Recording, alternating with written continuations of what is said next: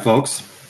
Welcome to tonight's webinar. It's time to grab your kombucha tea and dust off your squatty potty because it's time for another DNA Co webinar. So tonight we're going to be talking all about gut health and how to take care of it, why it's relevant. And I think that it's important to have this kind of ongoing discussion because I consider your gut health to be a moving target. You know, like your gut has been impacted not only by your genes, but also by your life experience and your exposures, you know, all the way from the womb up until now, this moment. So, you know, your gut status can change, right? Like your mucosal barrier, the food sensitivities, your phyla balance, your acidity levels. It is a dynamic environment. So, you know, we have to keep ourselves in the flow of that understanding. And that's what we're here to do. We're here to kind of continue to dive in deeper and peel back the layers of what that gut really is doing, the gut-brain connection, and talk about the genetic elements, etc. So here to help me dive into this understanding is the all-knowing and all-powerful Dr. Tracy Steady Hardcastle. Welcome. Thank you. I've never been introduced like that before, so thank you, Justin. Very welcome. I'm very happy to be here co-hosting with you. It's always fun. Yeah, and it's such an important topic, right? I mean, as practitioners, I think that we run into this daily. And personally, I'm not of the opinion that all disease begins in the gut, but I would say that it certainly circles back to it. And I think that gut health and gut status is, if not an originator, it's definitely a contributor to all things health related, right? Be it, you know, inflammatory symptoms and issues, be it, you know, cognitive issues, be it skin issues, be it joint issues, right? Like your gut is a major player in a lot of these different things. And it's really crazy to think about how like your gut has 10 times more bacterial cells than it does human cells. I mean, it's really not even necessarily you. And yet it's having such a huge impact on the way that you feel and how your life goes. So I'm excited to go ahead and dive into this with you tonight. Yes, indeed. We should probably remind them about the poll questions, right? Absolutely. If you guys haven't had a moment to do that, please fill out the poll so that we can kind of see where your heads are at regarding the topic. And I will say as well that this topic, Dr. Kosterman and I covered pretty well once before as well, the gut-brain connection. And we went super duper deep into it on that webinar. So perhaps Vanny in the background can provide you guys with that link if you want to check that one out. Briefly, though, I'll go over some of the basics and some of the touch points before we really get rolling on this today. So, you know, the gut-brain axis, it's a bidirectional communication circuit, right? So it's a two-way street, and the gut communicates with the brain, and the brain communicates with the gut. And it does that via things like the central nervous system, right? So like the nervous system, it really connects the brain via the spinal cord to the whole body. It's a really crazy thing that it actually does. And there's different nerve cells that exist in the gut, and they basically are part of what's called the enteric nervous system as well, and they send sensory and chemical signals to the brain. So it influences emotions, it influences thoughts, it influences behavior, and there's pretty direct pathways that go on here as well, right? Like dopamine, for example, is boosted by strains like Bacillus and Serratia.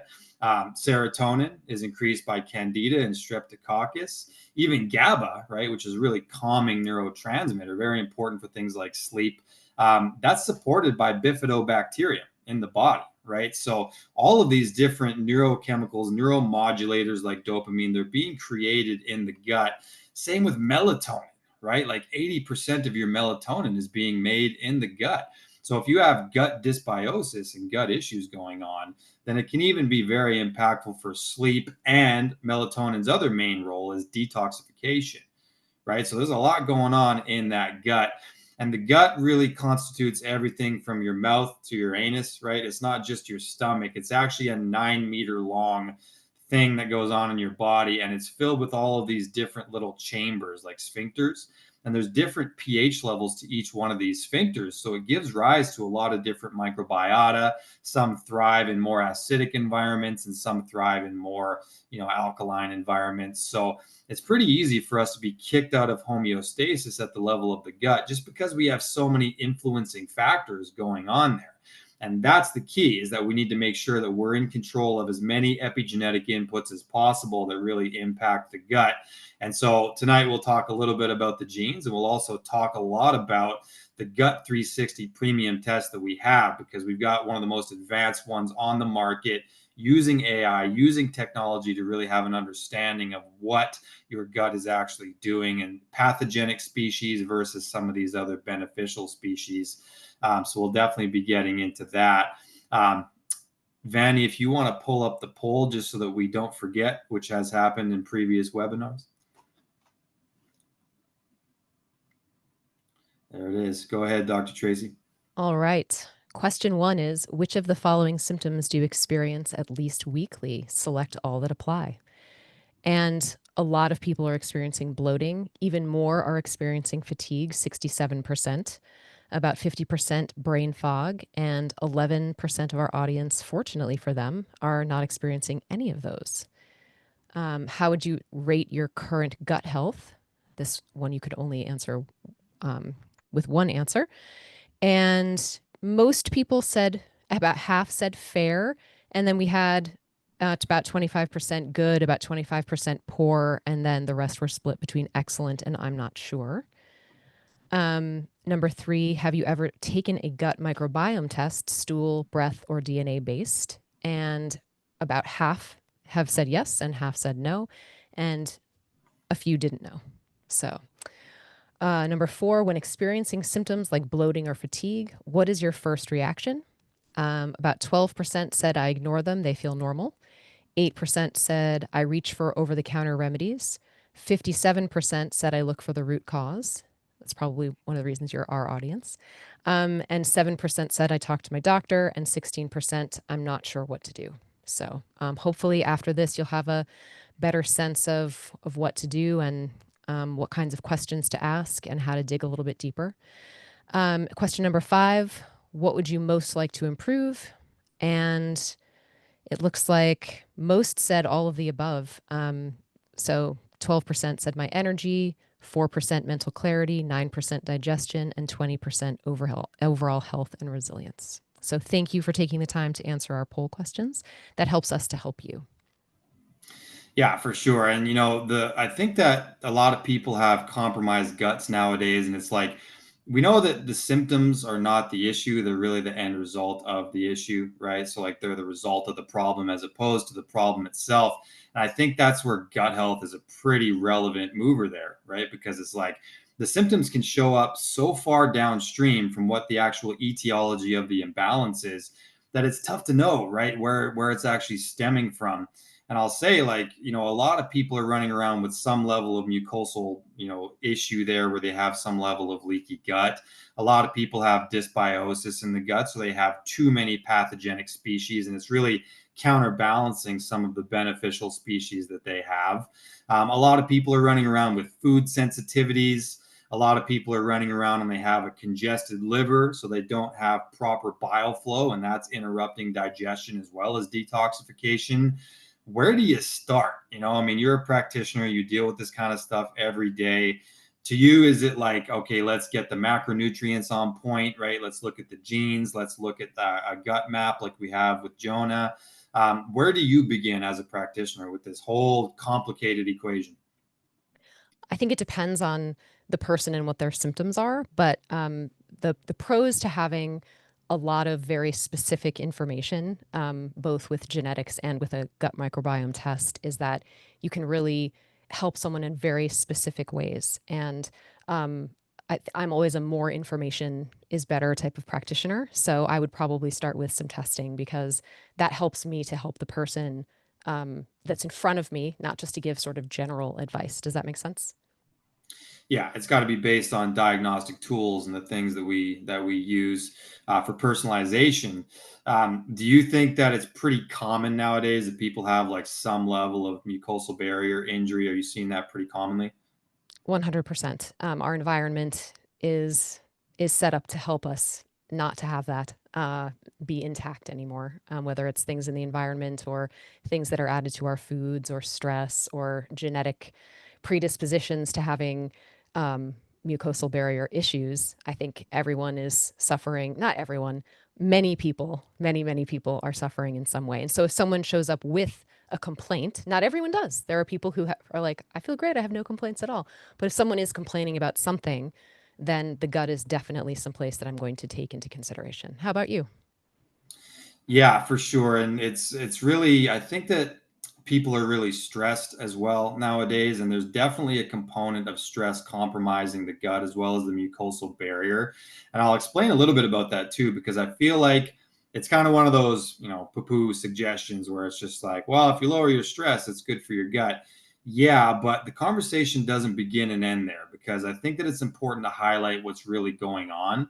And cortisol, I mean, we all know that's the stress hormone, and your body releases it when the limbic system interprets some level of stress, be it psychological, be it from a GI pathogen, be it from oxidative stress. There's so many different kind of inputs and things that the body interprets as stress, and a lot of them will, well, all of them will increase cortisol levels. So when your cortisol goes up, one thing that happens is it directly suppresses something called secretory IgA, which is like they call it SIG-A is the acronym for that. And it's one of the main defenders of the gut. So it's a really important marker for understanding, because the gut has such a role in the immune system, like 80% of it lives right there.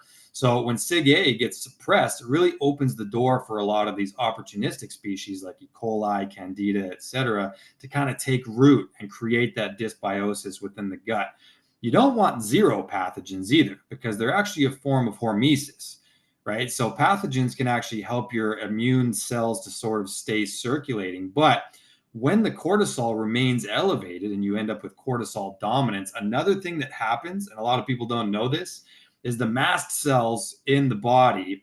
That's what releases things like histamine. They become sort of activated, right? So cortisol can actually increase mast cell activation, which activates not only histamine, but also other pro-inflammatory cytokines like tumor necrosis factor alpha and interleukins.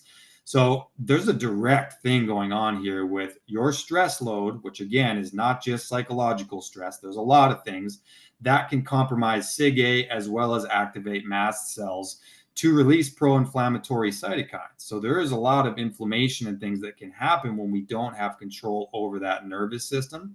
So I work a lot with people if they come to me and we see that they have gut issues going on. A big part of what I do is work on stress management, and it's not a throwaway suggestion. It's like very relevant, and it's a day by day thing.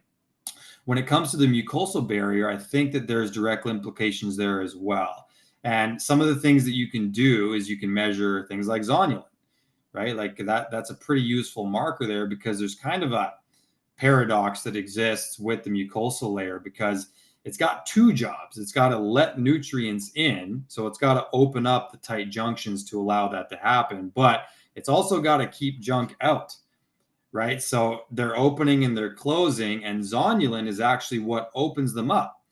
So when you get like a blood test done and you see that there's elevated zonulin there, it means that it's a pretty likely scenario that they're chronically open, right? They're staying open for too long and it's allowing things to pass through it. And that's really the beginning of things like leaky gut. Personally, I'm also a fan for kind of assessing mucosal barrier health, of things like histamine and DAO. Like diamine oxidase is what breaks down histamine. It's actually the enzyme that catalyzes and breaks it down. So, for example, if you have high histamine and low DAO, that's a pretty significant sign of like later stage mucosal barrier disruption, to where maybe you would benefit from a protocol there to help restore the mucosal barrier. You can even take DAO enzyme to help kind of keep that down. Are you seeing a lot of like histamine stuff with people that have gut issues? Is that pretty common for you?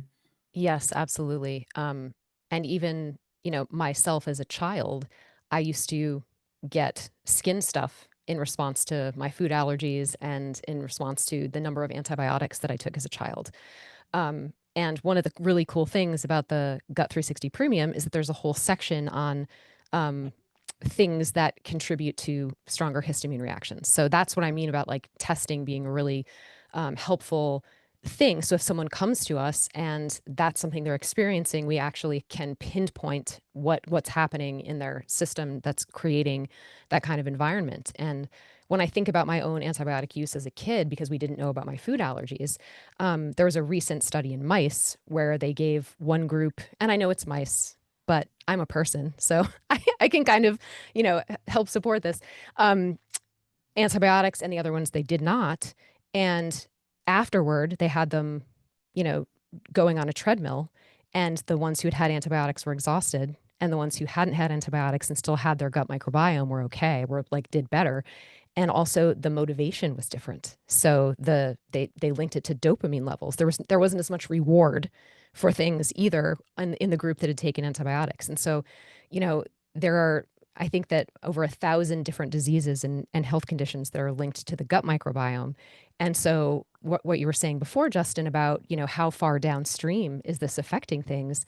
It's affecting a lot of different things. I don't know how I got back around to that, but I think I answered your question. Yeah, yeah, and so a lot of people, dealing with histamine issues, I think that there's a connection there to how the gut is actually performing and that delicate mucosal layer that's in there. And obviously, the brain is another thing that gets tremendously impacted. And I'll tell you, when I had a lot of gut issues, I experienced crazy brain fog. Like there was no way I was about to hop on a webinar like this and be relatively coherent with what I'm saying because it was that visceral, and even anxiety, depression, right? Like I mentioned that different strains in the body have a direct impact on your body's ability to actually, create and synthesize different neurotransmitters, or at least facilitate the synthesizing of different neurotransmitters in the body. I think serotonin is another big one there as well. Like we have a direct pathway that we look at genetically. So we talk about this 5-HTT-LPR gene and we look at the receptor site there. Then we also look at TPH2. That's another gene that catalyzes it and breaks it down. But when I'm having that conversation with a client, I loop in the gut conversation as well because it's like, yeah, we can look at the receptor, but understand much of this is being created within that gut. Um, I know that we talk a lot about some of these different genes. Like I've mentioned GSTM1 on these webinars quite a bit. That's really relevant here. If you have 0 or 2 copies of GSTM1, you have either a compromised detox or an over aggressive detox. And that can also lend itself to gut issues, right? And gut mucosal barrier issues. What are some of the other genes that maybe might not occur to people in the audience who have their DNA 360? Is there other ones that you look at for gut health? Absolutely. I'm one that might not occur to people is SLC23A1. So that's about vitamin C absorption. And that's one of the genes that we look at. And vitamin C is important for collagen synthesis, which helps with those junctions in the gut, mucin production, and also it's a major antioxidant.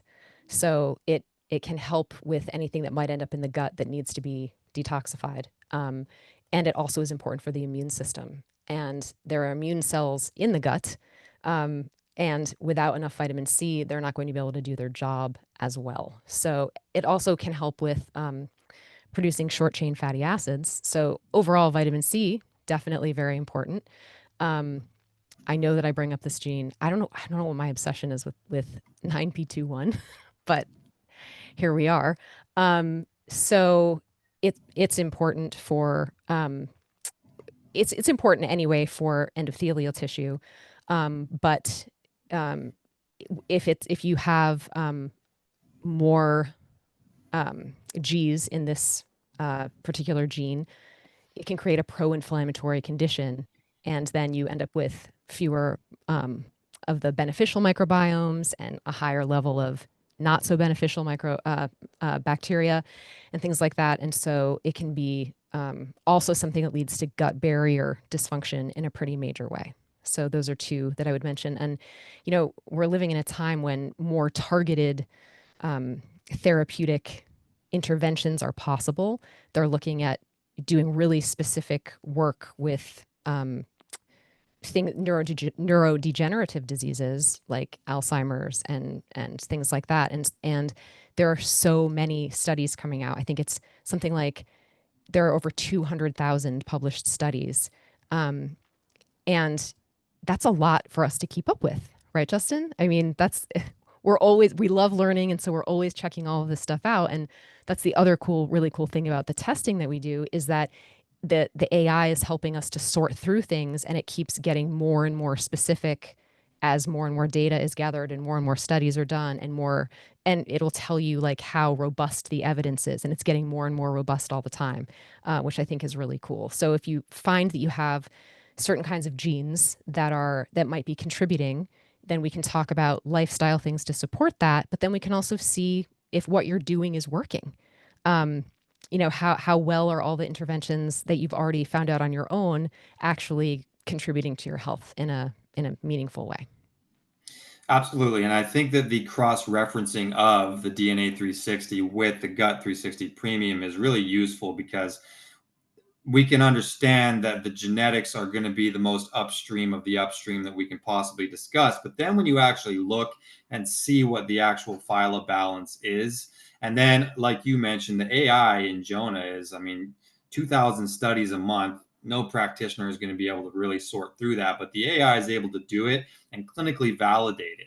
Right. So if you guys ever watch our podcast, we have a podcast called the DNA Talks, and it's separate from the webinars. But Dr. Kosterman actually did a full podcast with the gentleman who created Jonah. That's the company that we're referencing that does our Gut 360. And they went really deep about what that AI is and how it works and how it cross references 2,000 studies per month to make sure that it's just the most up to date that it possibly can be. And I really recommend gut testing because you need to understand what that phyla balance looks like as well. Like we talk about how there's different phyla, and there's Bacteroidetes and there's Firmicutes, and then there's also these proteobacteria. Typically, you want like 2/3 of your gut microbiome to be made up of those first two, and then you just want a little bit of those proteobacteria because they can become pathogenic.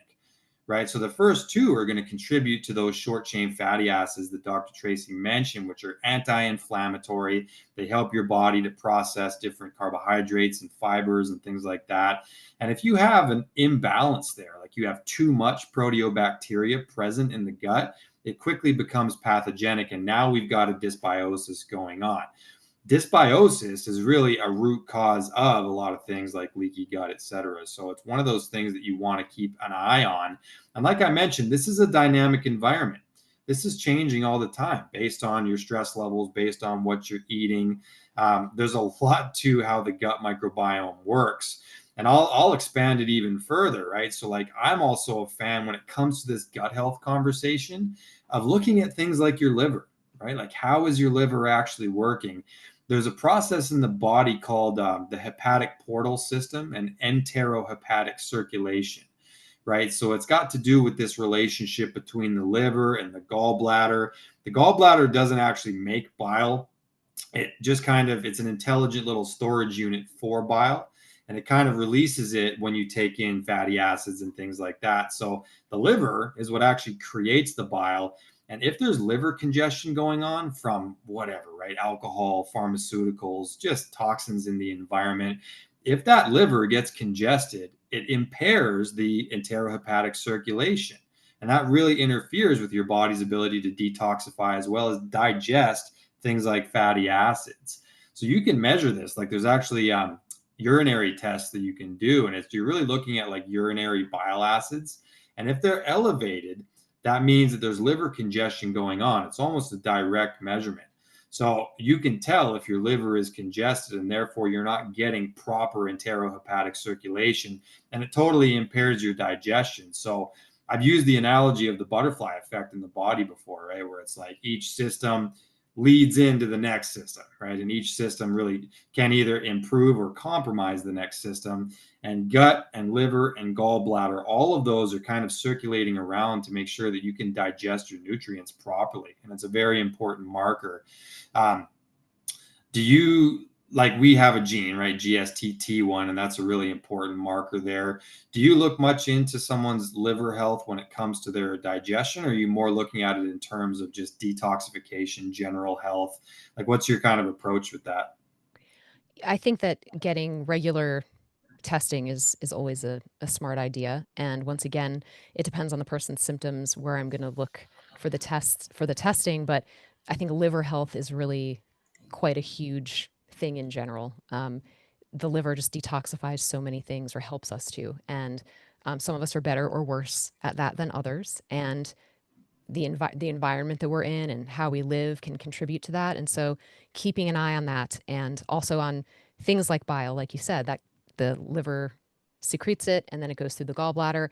And this is reminding me of conversation about timing of meals, right? So your we all have sort of a gut circadian rhythm. And so if you travel a lot to different time zones, that can get a little bit thrown off, and you might feel like, oh, I'm not digesting things quite as well. And even though the bile that digests fats is secreted in response to fats being consumed, there's also like a sort of a rhythm that the body gets into with the enzymes and all of these things that can get thrown off, both by travel or by not just keeping a regular schedule, or even by overfeeding, like eating not at regular times, but what we eat, how often, and and how much of it can really also affect our gut. Do you find that to be true in your practice? Oh yeah. Yeah, it's very common. And, like that's actually a factor for people who go on these higher fat diets as well. Like, that's why it's a little bit more complicated of a discussion than just like, the genes themselves. Like, obviously, we have a whole pathway there that's of relevance. I mean, if you have ideal ApoA2 gene, that would suggest that you're going to do pretty well with a higher fat diet, especially if that's coupled with optimal TCF7L2 function, because that really controls the insulin mechanism. But if you have an impaired liver, then that's also going to make it so it's a lot more difficult for your body to actually process that particular macronutrient. And I think that that's one of the first stages when it comes to like actionable, like, okay, how are we going to get your gut health right? We have to make sure that what you're eating is in fact going to be metabolized properly in the first place. That's the first thing to do, right? Beyond the testing, because that's how you're going to know these epigenetic inputs that you're taking advantage of 3 times a day, right? Every meal that you eat is an epigenetic input. So if we get that right first, that's really valuable. And just knowing how does your body actually process these things. And I think that's where the genetic testing really comes in handy. I think another valuable thing when it comes to the gut testing there is that knowing if there's GI pathogens present, like elevated, I should say, is very important for how you're going to approach that protocol, right? Because even normal, like gut health stuff that someone would suggest, like an HCl, for example, if you have elevated H. pylori, you're not supposed to use hydrochloric acid as part of your protocol because it can actually amplify the H. pylori, right? So it's like when you see a practitioner and they're talking to you about gut health, but they've not done any diagnostic testing, they can give you advice that is not accurate or not useful and potentially even harmful. Because on paper, makes a lot of sense that you would add in some HCl. We know that we need an acidic environment to digest protein and prevent putrefaction there. But we don't want to take one step forward and one step back. So I think that there's a lot of value in doing some of these GI pathogen screenings. And that's just one thing that the DNA 360 Premium does. It also gives you other like actionable stuff. While we're on that topic, real quick, I'm going to mention another marker that you can look at as well for protein digestion.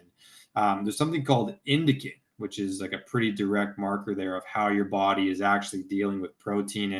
And that's a really common source of gut issues as well as protein putrefaction, because it will start to ferment in your gut if you can't properly break it down. And so testing indican levels is pretty good because it'll show you if that's elevated, your body is not breaking down the protein that you're taking in. And then we need to dig deeper. Is there liver congestion? Is there other gut dysbiosis going on in there?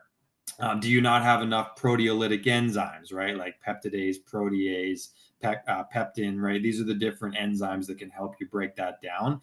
Then the HCLs of the world and things can also help you to break down those proteins so that you get the requisite amino acids out of it.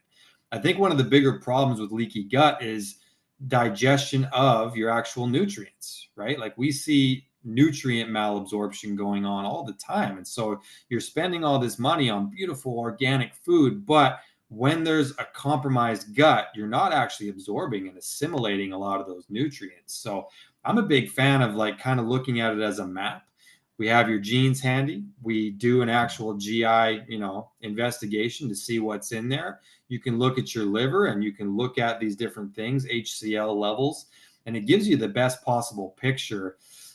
Is there anything else that you go towards as far as like just labs, markers, anything else on the gut 360 or anything else in the genes that you would point towards that perhaps a different practitioner wouldn't have available to them? Well, the FUT2 is another one that I would probably be thinking about. And that controls the production of an enzyme that adds something to proteins and lipids.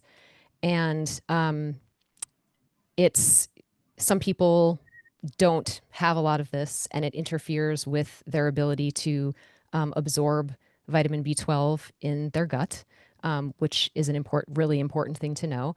And people who have this also can have reduced bifidobacteria and less microbial diversity and things like that. And so, if you know that you have this and that that's a potential issue for someone with who doesn't do this well, then you can check and see whether or not you're one of those people, or just take steps to try and manage the situation a little bit.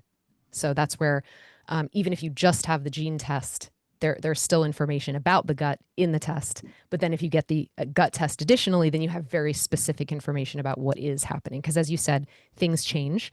And even though our genes are the highest upstream thing, we need to see what's actually happening based on lifestyle and life itself. So Yeah, and it's like the genes, like the genome is also not a dynamic environment in that the actual genotypes and things that you land with, like you'll never have to retest that. That's what you landed with, and that's what it is. And now we just control the management, obviously, via our epigenetic inputs. But the gut is a whole nother animal, right? It's something that I recommend keeping your eyes on. Even as like a once a year. I mean, people do all kinds of checkups and different things, biannually or whatever. It's worth your while to make sure that you're keeping an eye on what's going on in your gut because it is something that can change. I say this with food sensitivities as well, because they're more of a result of the terrain than the terrain itself. So if you 10 years ago took a food sensitivity screening and something came up on it, that may not still be there. Something else might be there though. And you may have more or less depending on the quality of work that you're doing on your gut health, but that's something that is a moving target that changes as well. And I always recommend doing some level of food sensitivity screening. Like we're associated with a great company called Mosaic Diagnostics, and they do a really good IgG and Candida test. And it's really interesting. So it's like the different immune responses that your body kind of creates in response to whatever the nutrient is that you took in, right? It could be an antibody created from a carrot. It could be from a broccoli, the asparagus, whatever it is, even within like one category, right? So like dairy.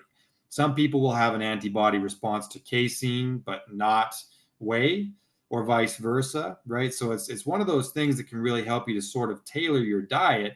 And it makes it so that you don't necessarily have to run off and do like an elimination diet.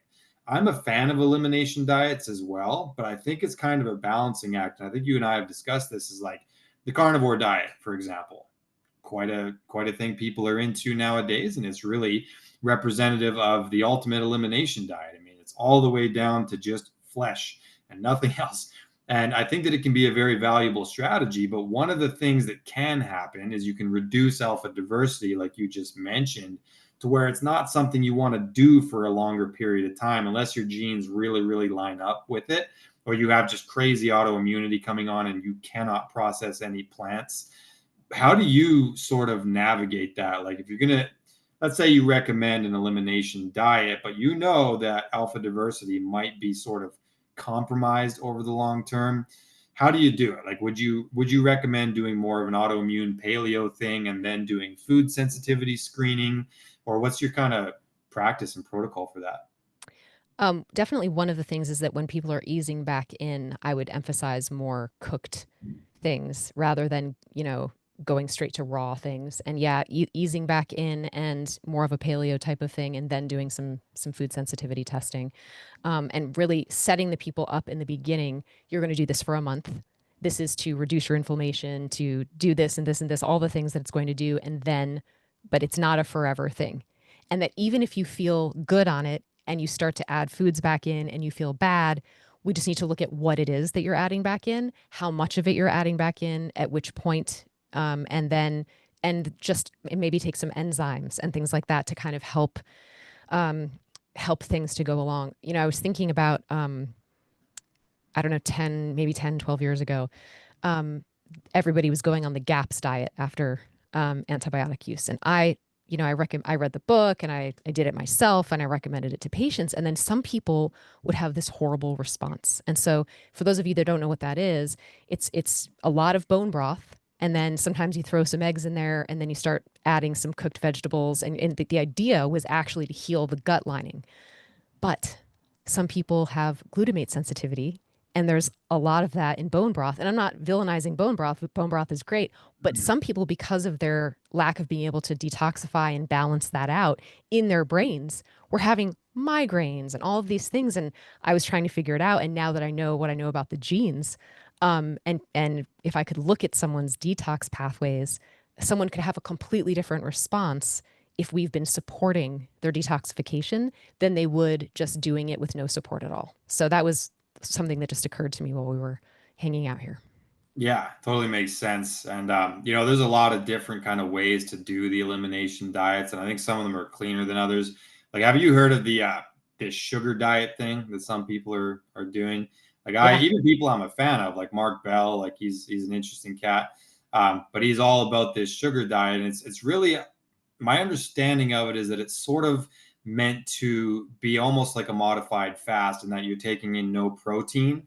So on that level, I think that I guess there's some logic there, but it's like you would really accomplish the same thing, I think, with more of a fat fast, and you'd probably be doing your cells a little bit more value there. If you're not familiar with it, there's people in the world that right now are doing a diet where all you eat is like fruit juice, and candy effectively.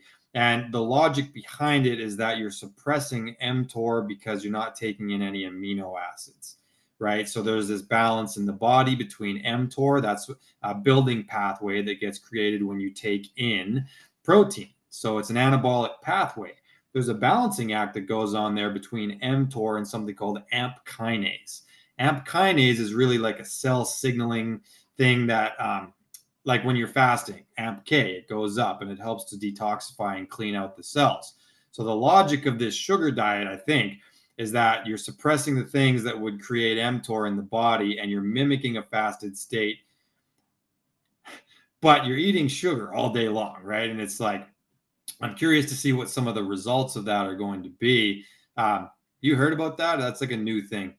Yeah, I did hear about it because there was a podcast. I think Mark Hyman had somebody on his podcast that was doing that, and I was like, "This has got to be clickbait, right? This has got to be one of those things where you click on it, and it says the opposite of what it sounds like." But no, that's actually something people are doing, and it's the same theory behind fasting and things like the Prolon diet, which Yeah. we're all familiar with. It's been around forever, but this is just a new sort of angle on that, which I guess in theory could work, but seems like the quality of what you're taking in during that time in order to do that thing is reduced, and therefore there could be some temporary negative consequences to that. I could imagine that, like doing like a bunch of different blood work, not just looking at certain markers. I would be curious what the overall effect is. Those are my Yeah. thoughts. I'm sure we'll find out about that sooner, rather than later, because you're either going to have a really bad response to it, or maybe it'll actually work for some people. I've done some similar things with just like, fat. I mean, doing like a bulletproof coffee kind of a fast. I think that makes more sense because you're doing the same suppression of the mTOR pathway, but fats are probably going to integrate better into your cell membranes, and you're probably going to get more, you're getting some fat soluble vitamins and things like that in there as well. So I'm going to assume that a fat fast is going to overall be a better approach for your cells and things. What's your, we talk about things like fasting, obviously, and a lot of people are curious about practitioners and different opinions that we all have. how do you integrate that into a gut health protocol? Like, is it something that you recommend for different people? Obviously, it's kind of a balancing act. What's your take on that? Like, if someone was to show up and they're maybe a bit overweight and it seems as though there's gut issues going on, you've tested their gut, you've tested their genes, how would you recommend they start to work their way into a fasting strategy? Depending on what their genetics were, I would probably reduce somewhat their eating window, and it depends on what their eating window was to start with. Um, so, so either, not necessarily what people call intermittent fasting, just more of a reduced window. I myself also do like 5-day fasts pretty regularly, and I notice the changes in in what I can do. And I've even had patients who could digest a lot more after kind of giving their gut a rest and letting it have some time to recover and not be working so hard all the time, not having and being really mindful about what input they're giving to it. So if we were typing on our computers and we wanted to type the sentence, "Hey Justin, what's up?" You wouldn't do that by typing in the wrong letters, right? So it's like cause and effect pretty directly. So, what we're feeding our bodies is like pressing the keys on the computer keyboard, and then what we see pop up on the screen is the direct result of that. So, like I said before, when you do it, the timing of it, even not eating late at night, um, can I think is just better, to stop, 3 or 4, 2 minimum hours before bed. And what you're eating at night too, if you're going to have something that's a little bit higher in glucose, doing that earlier in the day because the going into a state of higher blood sugar at night can actually activate the sympathetic nervous system. And then people end up with anxiety at night or insomnia or being really hot at night. And so trying to calm all of that down before bed so that we can get good sleep. And obviously, when I was talking about meal timing and things like that, people with certain clock genes and things like that are going to have to be a little bit more careful with things like that than someone else, right? Right. Yeah. Nutrient timing is definitely very important with all that, especially if you're going to do a fasting strategy. You're going to want to pay attention because eating is an epigenetic input, not eating is an epigenetic input. And you want to make sure that you're doing that balancing act justice because I always say, too, that, we don't want to give the body too many scarce signals, nor do we want to give it too many abundant signals, right? I mean, someone who's obese, they've just given their body huge levels of abundance signaling and not paid attention to the rest of that. The body thrives with more of a homeostatic state there as well. So definitely, intermittent fasting, I think, can be a pretty good tool. It's just that it's got to be done right. And if you're new to it, I recommend practitioner guidance there as well. Um, let's get into a little bit more just actionable gut health stuff, like some of our favorite things that we utilize. I'll start, like if I see that there's some level of leaky gut going on with the person, aka elevated zonulin, aka histamine DAO ratio being off, symptomology, etc. Some of the ingredients that I'm a pretty big fan of would be like zinc carnosine, like I think that's pretty restorative for the gut. Grass-fed colostrum, as long as you can sort of handle the dairy element there can be a bit of a double-edged sword with that one. Even some of these peptides, right, like BPC 157, GHK copper peptide is, the research suggests that there's a lot of anti-inflammatory and stem cell encouraging activation you get from GHK. Lorazepatide, right? I mean, there's a few things that you can go towards. Quercetin. What is your favorites as far as like, probiotics, enzymes? Like, what do you go to if you had to put together a stack for someone? What's your Mhm. sort of priority list there? So if they're not digesting things well, I do like to use some enzymes. Omega 3, I think that that's really important for gut health, and a lot of people find it a lot easier to have a lot of omega 6s as in terms of ratios. We need both, but it's easier for in this day and age, it seems, to have higher sixes than threes. And then I'm looking at what kinds of fiber and what kinds of starch they're putting in their bodies, and really thinking about resistant starch to try and produce some of those short chain fatty acids and like to help the gut flora that produces those to thrive. And sometimes people can feel fairly sensitive to fiber. And so that's why paying attention to the different types and easing people into it. It's really, it's a lot about how they're eating, and how much of it and when. Like I've said 4 times already, that is really big in terms of, I like all of the things that you said in terms of supplementation. And it really just depends on who the person is and what their symptoms are. I Yeah, like I and like seed probiotics if I don't know, because it's a little bit of a lot of different things. Giving someone, a whole bunch of one kind of probiotic if I don't know what they need, if they haven't done their Gut 360 Premium, and so I can't guide them quite as precisely, then, sometimes having something short term that sort of covers the spectrum and then seeing where they land with it. But giving someone the wrong probiotic can be just as bad as them not having the right one. And so, like, as not having enough of something is having too much of something else, right? So I'm light-handed with probiotic use unless I really know what's going on. yeah, because there's things like strain dominance that you got to be aware of there. And it's like if you're already pretty high for a particular strain, you don't want to over supplement with it either, because the different strains are going to do different things in the body, right? So we're not trying to do that. We're trying to create alpha diversity instead. And that was my issue with like some of the earlier gut tests and some of these companies that would do them, where, there was ones that would kind of give you like a custom probiotic based on what the phyla was that they found. But the thing is, there's circumstances where you want to cultivate a new species in there and not necessarily just feed the ones that are already present. So I kind of took issue with that. I was like, if the goal is alpha diversity in the gut, which according to the Human Biome Project, which is the biggest study ever done on the human microbiome, that's the goal, right? You want metabolic flexibility and you want alpha diversity within the gut. So overfeeding the ones that are already in there, definitely not the best case scenario as far as I'm concerned. What do you think about like probiotic cycling, like doing a particular brand for a while, like Seed, which I go on and off of myself, but then maybe transitioning toward like another company that's also pretty robust in its ingredient list? Do you think that there's value in that? I do. I do. Omnibiotic is another one that I like that has a bunch of different things, one for stress and one for if you've just taken antibiotics and things like that. And so, um, you know, alternating that with seed or with some other ones. And, there can be real power in some of these probiotics too.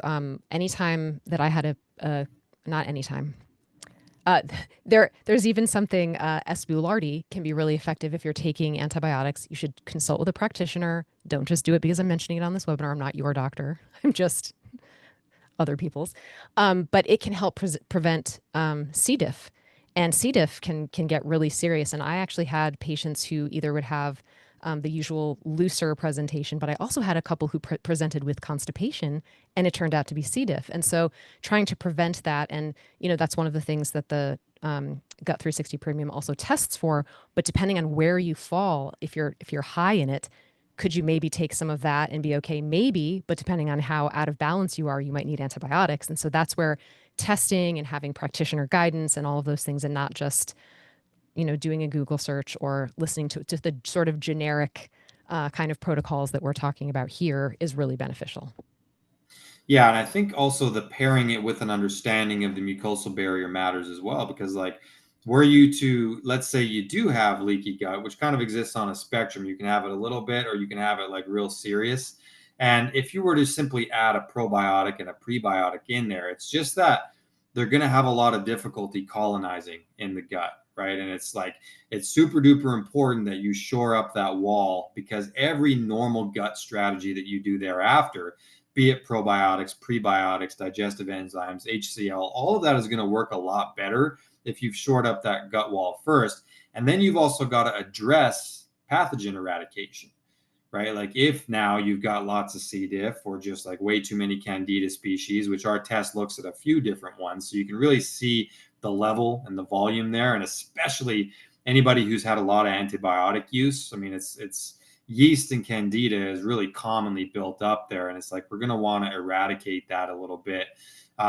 Personally, I'm a fan of like some of these detox ingredients, like I mean, activated charcoal is very useful. Things like structured silver. Do you have any go-tos or anything that you do for just detoxing the gut, like, or is it kind of the normal stuff, clays and what have you? Yeah, once again, it depends. Sometimes if someone has a more sometimes the clays I think of as being more for clearing out a lot of things, whereas I might use the activated charcoal, not for things that feel like a whole colony of things. Like that seems more systemic and like clearing other things out through the colon, as opposed to like wanting things in the colon to be grabbed and taken out with it. That's I think of clay more in that way. I don't know if you agree with that, but that's just the way that my brain processed the two different substances.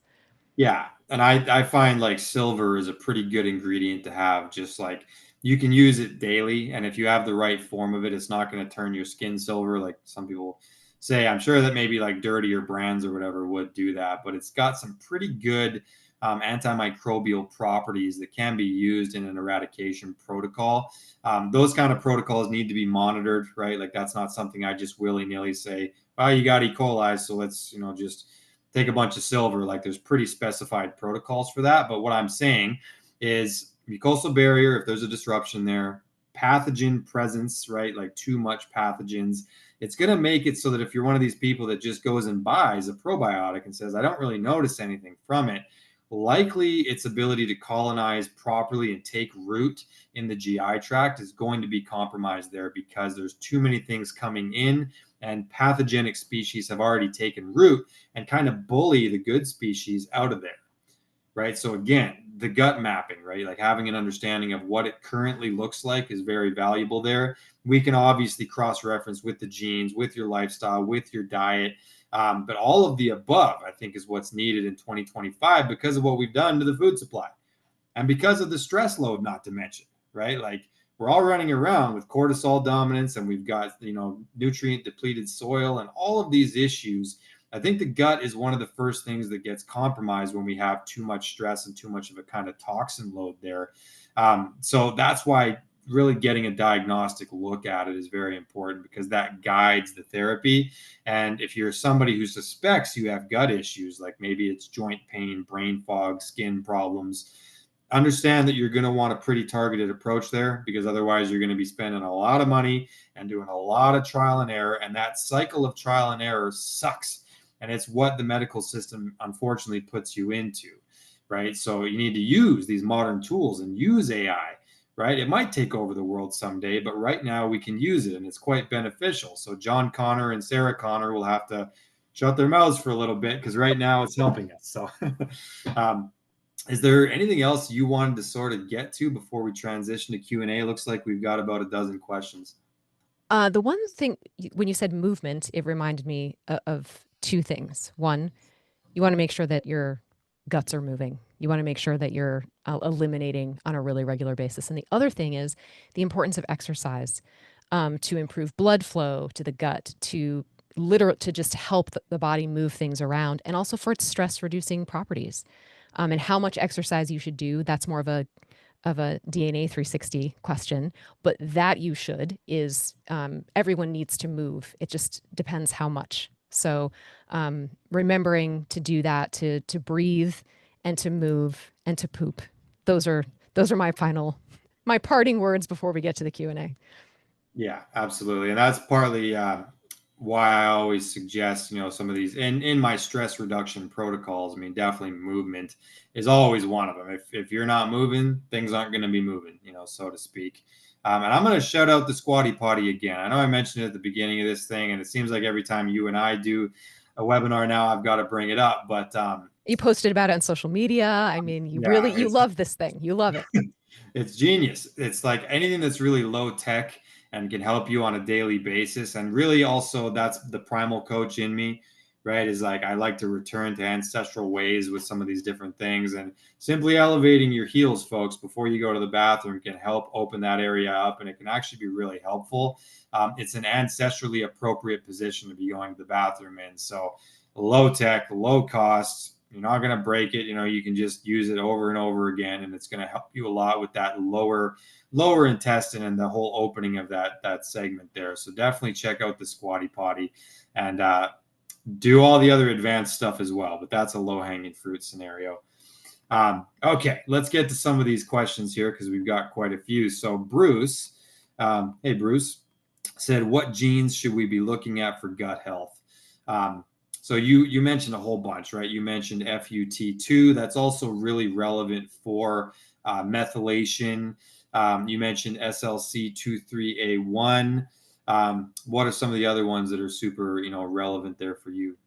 I do think that 9p21, because of its effect on the endothelial tissue, right? So that seems important to me. What else did we talk about? We talked about, what else did we talk about? I mean, we talked about the GST family.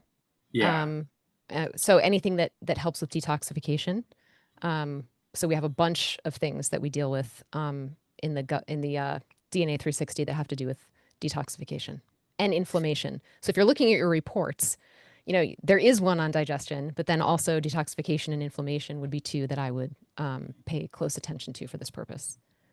yeah, absolutely. And within the GST family, note that there's two of relevance out of the three that we talk about. So the glutathionization report that you guys have, it's basically three different genes. There's three different locations, and one of them is the respiratory tract. That's GSTP1. Not super relevant for this discussion, but very important for other ones. But GSTM1 is associated with gut microbiome detox. So if you've got 0 or 2 copies of GSTM1, that can be representative of a problem, and 1 copy is actually ideal there. Then the other one is the GSTT1, and that's really all about the liver and how the liver glutathionizes. So, like I mentioned, liver and enterohepatic circulation, that whole relationship between the gut, the liver, and the gallbladder, that's really important. So, if you have anything less than 2 copies of GSTT1, then that represents a reduction in your liver's ability to glutathionize toxins, right, within these different phases of detox that we talk about. So if that's 1 or 0 copies, then that can be problematic for that. And it may be a good idea to look at your liver enzymes, or like I mentioned earlier in the call, look at the UBAs, the urinary bile acids, because that's representative of spillover there. And it means that you've got impaired digestion and detoxification at the level of the liver. So I recommend that as well. Okay, Lori has a question about acromantia. A lot of people are talking about acromantia nowadays, and I've used it off and on. Have you ever dabbled in acromantia? Yeah, I definitely have. And I feel like Pendulum has done really some pretty serious, very expensive studies. And granted, they paid for them, but when I looked at them, they seemed like they were done pretty well. Is it for everyone? Not necessarily. Does it do the same thing as, having a shot of Ozempic? Probably not. But is it a good thing to have in balance alongside all of the other species of things that we want in our gut? Yeah, I think it's good. What do you think, Justin? Yeah, I think that it's going to be a valuable strain for a few different reasons. And one of the reasons I actually used it was because it helps with the creation of postbiotics like urolithin A. So when I took it, it was actually kind of an interesting combo. I did like a pre, pro, and postbiotic kind of a thing because there's like this feedback loop that goes on from the gut to the mitochondria. So if you're unfamiliar, I mean, we've talked about urolithin A before on here, and it's a postbiotic. So when you eat things like pomegranates, urolithin A is a metabolite that gets created in the gut after the actual ingestion of that. But you have to have a particular gut makeup, and you have to have certain strains present in order to create that postbiotic. So Akkermansia is one of those strains. So what I did was I took Level Up Health. I can't remember what it's actually called, but it's prebiotics like apple pectin, and then it's probiotics like Akkermansia, and then urolithin A, like 250 milligrams or so with it, in order to encourage that feedback loop.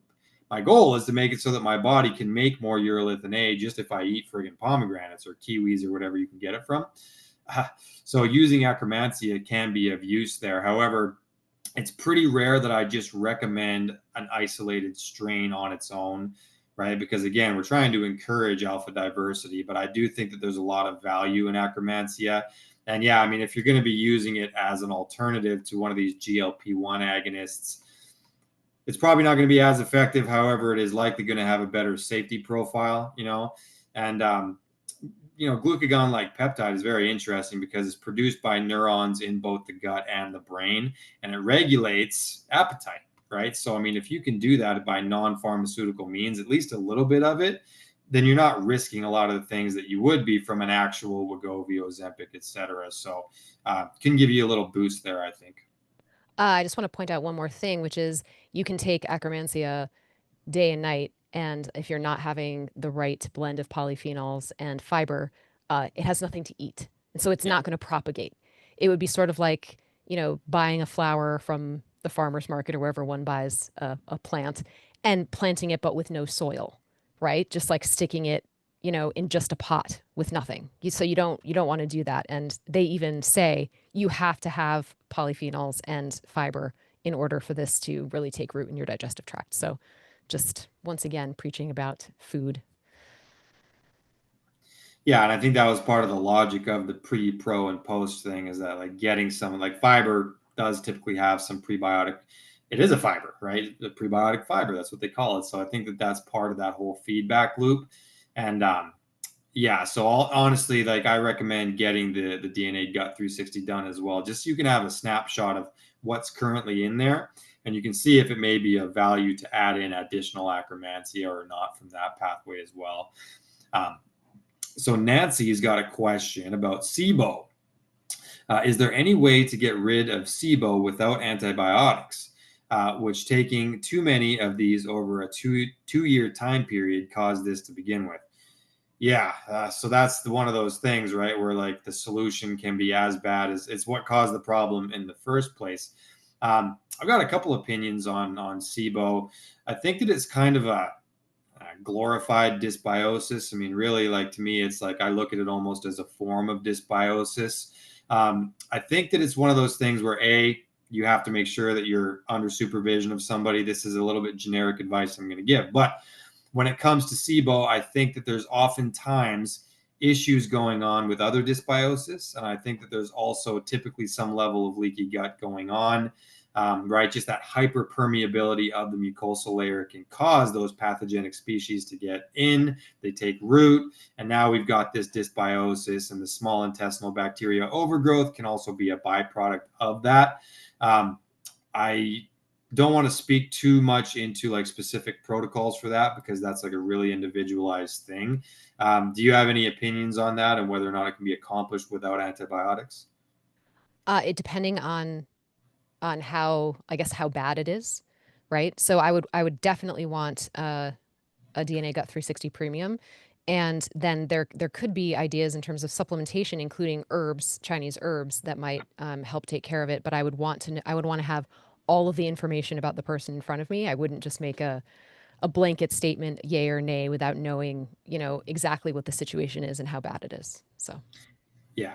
Yeah, it makes sense. And again, like all of the different things that we talk about with regard to the gut can end up with SIBO as sort of the downstream effect.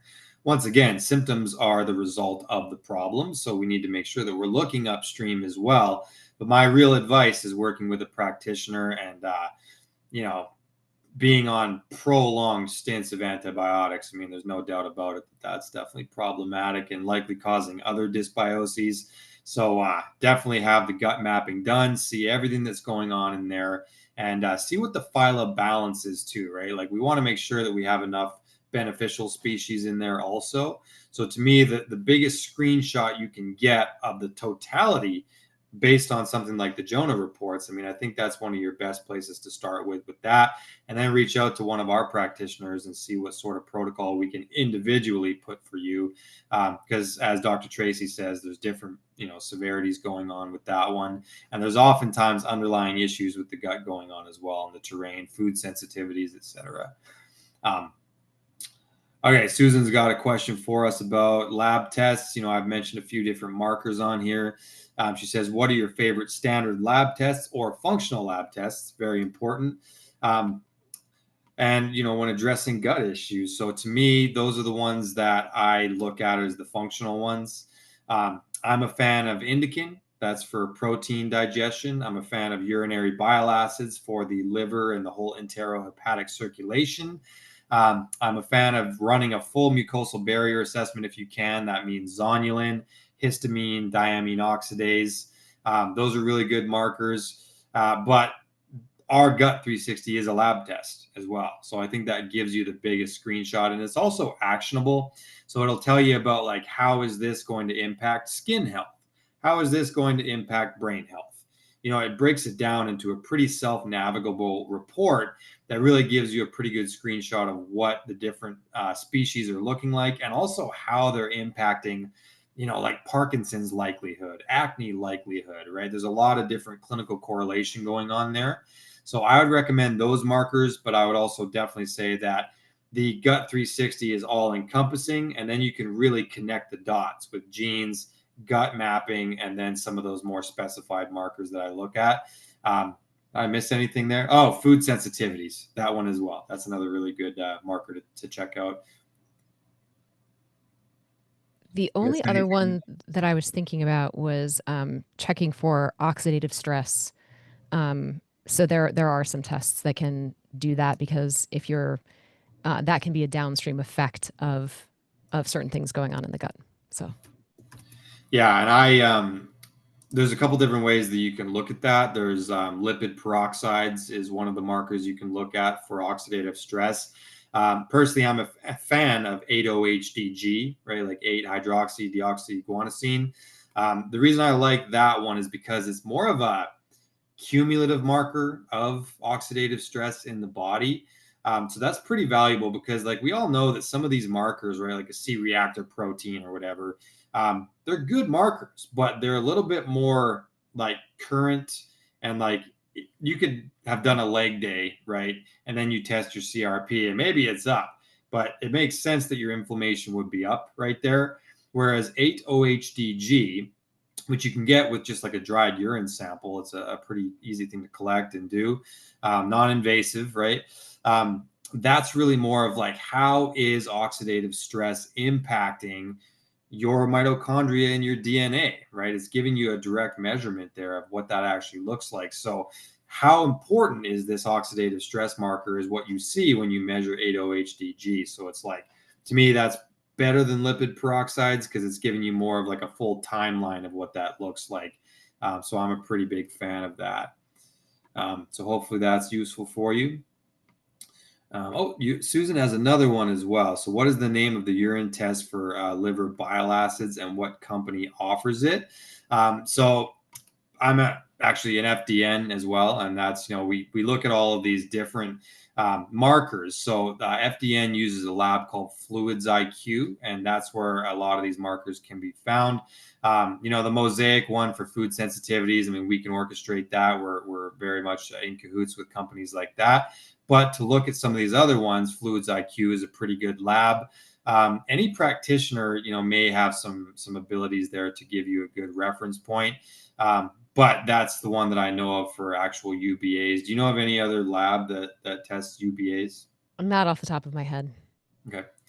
Yeah, so Fluids IQ, great lab. They do a lot of those, and you can check them out. Okay, so moving on. What kind of test checks indican levels? That's also a urinary test. So, it's basically like a dried urine spot. So you get like a card, right? And you dip it in a cup of pee. That's what I did. They say that you can like pee right on it, but it seems like a bad call. I feel like you just pee in a cup and dip it in there, and then you let it dry. And that's you send it in, and that's what they're able to test that for. So you're able to look at things like indican, you're able to look at the urinary bile acids as well as the 8-OHDG. I mean, these are all things that you can look at just via urine, right? So to me, that's great. You don't have to even drive to a lab to do it. I'm a big fan of testing that's non-invasive, right? Like if you can get like a simple finger prick, a simple saliva test, those are always very useful, and that's what you would do for that one. So it's not blood. You don't have to do blood. That was the rest of Tony's question there. So it's all about urine with that one. A lot of these are also part of Dutch testing. So if someone happens to be using that to test their hormones, it's also part of that, and I think they do that separately as well. So there is another company. I was like, there's something that I'm missing. So that's it. Yeah, and Dutch is fantastic too. I mean, it can give you hormone metabolites, right? You can really see like we have a great pathway in the DNA 360 where we look at like the different cytochrome P450 genes and how it's really orchestrating some of these hormone pathways. And it's pretty good to have that knowledge on hand to see what the likelihood is there. But then you can also test it with Dutch and different things, and you can really see what the metabolites are doing. So that's great because that's like an internal stressor that your body might just be making, day in and day out. And so stressors come from outside and your body also makes them, right? So knowing your hormone metabolites can be pretty useful there. Um, I lost my place. Do you see where we are in the questions here? I think we're at Susan B. I think Right. she's after. Yeah. Oh, okay. So if you are heterozygous for FUT2, do you recommend supplementing with B12 and bifidobacterium? And what steps do you recommend to increase microbial diversity? Do you have any opinions on that one? Um, so heterozygous is considered suboptimal. However, I wouldn't make a recommendation on that without knowing their MTR and MTRR status. So those would be so a lot of the way that we do um, gene testing here is we look at them in together, not just one in isolation, because they affect each other. It's sort of like, if one person in the family comes home a little cranky, it kind of can have an effect on other people, but somebody else might cheer them up. And so we're looking at the genes sort of like a family unit instead of as individuals. And in terms of steps to increase the diversity, um, that would be a matter of what you're eating and then perhaps taking probiotics if necessary. But even if you can tolerate fermented foods, then that. And it's interesting because you even get different strains of things in different probiotic foods depending on where the air that they grew in, right? And so um, one of the things that my husband and I used to do is like, we're going to try the sauerkraut wherever we go because we really want to get the different kinds of a bacteria that could be contained someplace other than where we live. And maybe that's sounds a little silly, but um, having your food be diverse is going to help your microbiome to be diverse. So, Yeah, definitely. And that's the name of the game, right? Taking in different things and making sure that you're kind of seeding the gut, quote unquote. And that's a great strategy. Like even when it comes to fermented foods, like not going for the same exact flavor of kombucha and the same brand over and over again, that can create that strain dominance. So just mixing it up, right, with that input, it can help a lot with alpha diversity. So I recommend it.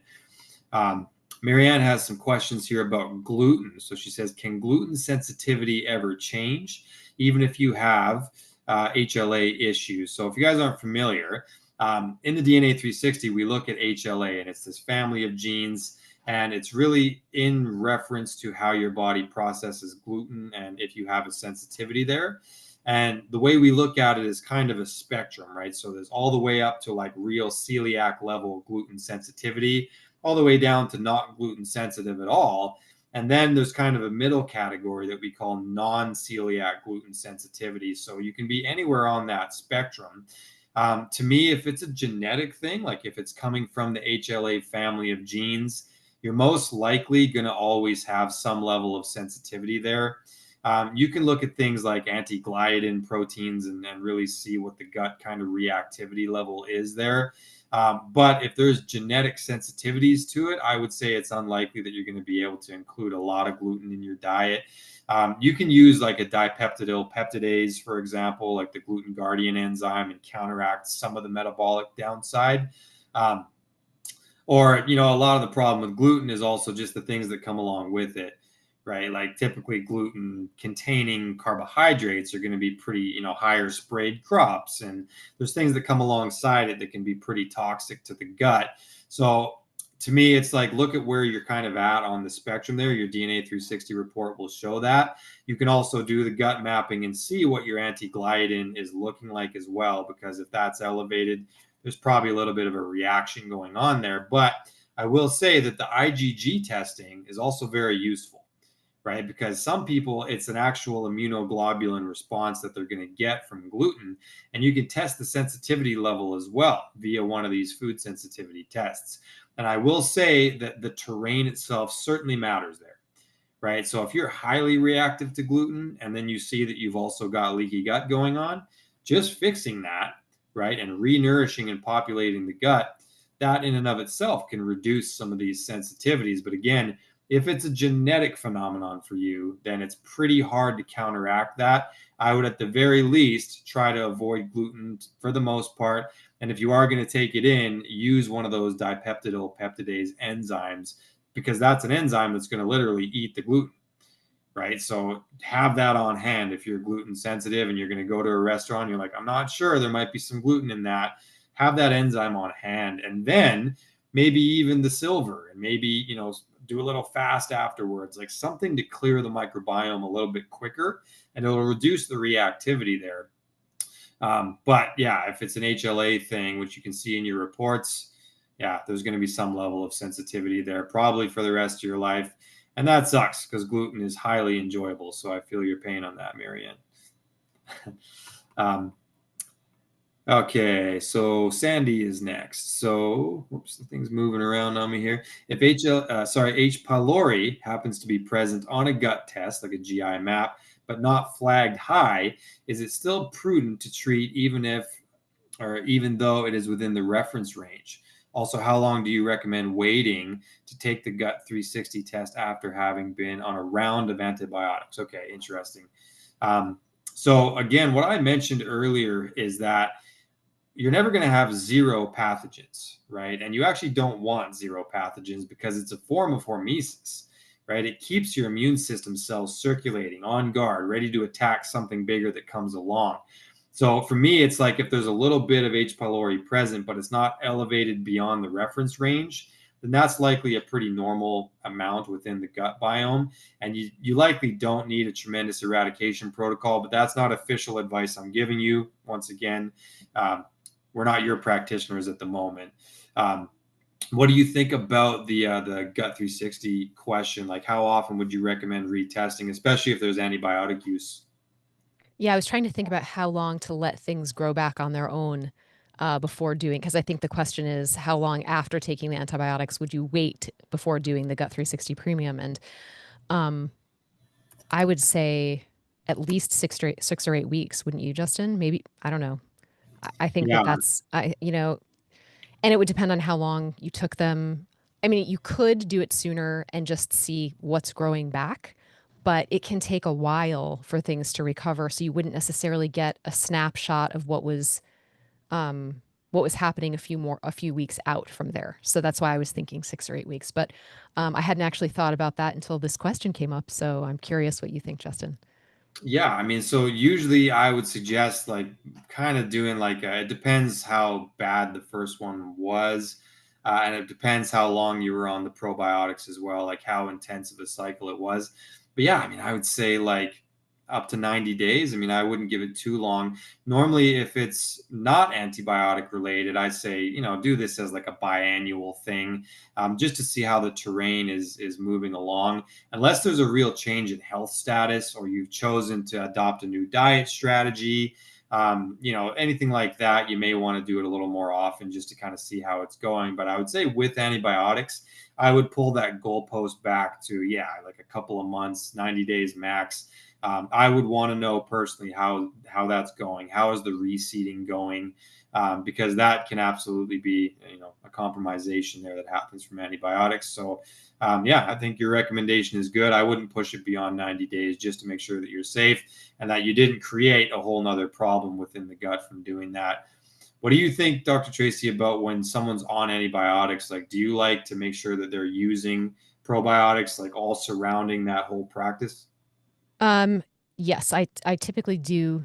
Once again, I would have to evaluate the person as a person, but I do. There are some that they take with them, like at the same time, and then, but most of them are taken in between doses because otherwise, you don't want the antibiotic just killing the probiotics. You want them to be doing the thing that they're supposed to be doing. that it's supposed to be getting rid of in your body. But there are some that you can take that will not be affected by antibiotics, and those can help to make the antibiotics more tolerable. So I do usually recommend that before, after, and sometimes during antibiotic use. Right. Okay, so hopefully that answers the question. Susan has another question about histamine and DAO, like I was talking about earlier. So she's asking about the optimal ratio. So here's what's interesting about that is that it's really about balance there, because let's say your histamine is off the charts, like you get it looked at and it's really, really high. What's actually ideal there is for DAO to be really high right alongside it, right? Because that means that the body is still mustering a proper response, right? Like the mast cells and the whole gut reaction to things is going well. The histamine should be elevated, and then the DAO should also be elevated if you were to take in histamine containing foods. If the histamine is high and the DAO is low, that's where there's likely some sort of mucosal barrier disruption going on there, because that means that the histamine reaction is still there, but the body is no longer mustering that response of giving it that DAO. So that means that there's likely an issue there. And I would look towards the mucosal barrier. If histamine's low, DAO should be low as well. There's no reason to have elevated enzymes associated with the breakdown of histamine if the histamine is not being elevated in the first place, right? So to me, that's one of those homeostatic controls. You actually want them to be pretty even in the body. And if one is elevated over the other in any kind of remarkable way, to me, that shouts out that there's something wrong with the mucosal barrier, or there's some sort of dysbiosis present. And if you have like something like mast cell activation syndrome or something like that going on, you're going to want to look at that DAO. And a lot of practitioners still just measure like blood histamine. If it's high and DAO is high, the body's at least doing its job properly. So hopefully that clears that up a little bit. All right, so we're coming down to our last couple of questions here. Annette is asking, is there a certain test that you do for leaky gut? So it's really just the markers that I mentioned is what I look at. I think zonulin is one of the better ones. I recommend blood zonulin as well, right? Like there's a couple different ways you can take zonulin. Blood levels are actually the most actionable and accurate. So when that makes it, it makes it so you have to do like the finger prick. But if it is in fact elevated in the blood, that's a more accurate marker that I recommend looking at. But most practitioners have access to one of those, like some sort of a list that you can get zonulin markers from. And then beyond that, the histamine and DAO, that's typically what I look at. Is there anything I'm missing with that, Dr. Tracy? Not in terms of labs. Okay. So yeah, definitely have a look at those markers and get a good understanding there. The last question, I'm actually not entirely familiar with these genes. These are not Me ones either. that we don't look at these ones based on our DNA 360. So Sharon, apologies, but I don't have a lot of actionable info for you on the genes that you mentioned there. But all the ones we did mention and the Gut 360 Premium is going to get you really far. So that appears to be the end of the Q&A, and hopefully you guys got some good value out of that. Is there anything that we missed, Dr. Tracy, that you want to touch on before we wrap up? I know that we covered a lot of stuff tonight. Not that I can think of, Justin. How about you? Not really. I think that it's a matter of really understanding that, we control the epigenetic input, and we need to understand that stress impacts the gut impacts the brain. There's relationships between all the different systems in the body. Just tonight, we talked about oxidative stress, right? We talked about the liver, we talked about the gallbladder, we talked about the gut, we talked about the brain. All of these things have interplay, and the more of these systems that you can get right and correct, the better your health, longevity, and vitality is going to be. So definitely get that Gut 360, get that DNA 360, have a look at these things. And if you have any concerns, reach out to the sales team, reach out to Bill. And we're always happy, Dr. Tracy and myself, to take on any clients that have questions or need some guidance there. So thanks everybody for showing up tonight. It's always fun rolling up to these things and dropping some knowledge. And I hope you guys learned a thing or two. And Dr. Tracy, we got another one in the books. Yes, indeed. Thank you, Justin. It was fun, as usual. As usual.